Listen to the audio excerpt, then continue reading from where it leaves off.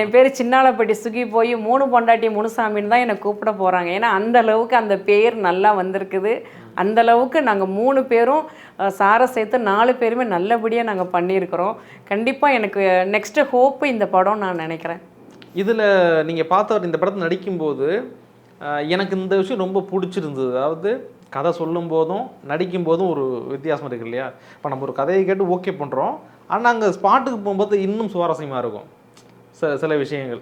பரவாயில்ல, நம்ம நினச்சதை விட நல்லா வந்திருக்கு அப்படின்னு நினச்ச கேரக்டர் என்னது? அதாவது அது நினச்ச மூமெண்ட், இந்த விதத்தை நான் ரொம்ப நல்லா பண்ணியிருக்கேன் அதில்.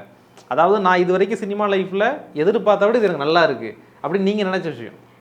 அதான் எல்லா படத்துலையும் நான் கேரக்டர் ரோல் தான் நான் பண்ணியிருக்கேன்.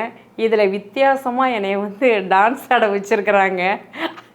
இது வரைக்கும் நான் ஆடினதே கிடையாது. சும்மா இன்ஸ்டா ரீல்ஸில் சும்மா 2 ஸ்டெப்பு போடுவோம்.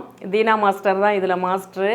ஸோ எங்களுக்கு ஒவ்வொருத்தருக்கும் இண்டிவிஜுவலான டூயட் இருக்குது. இதில் நான் சார் கூட நான் மனிஷா கோயில் அர்ஜுன் மாதிரி நாங்கள் கெட்டப்லாம் நாங்கள் போட்டிருக்கோம்.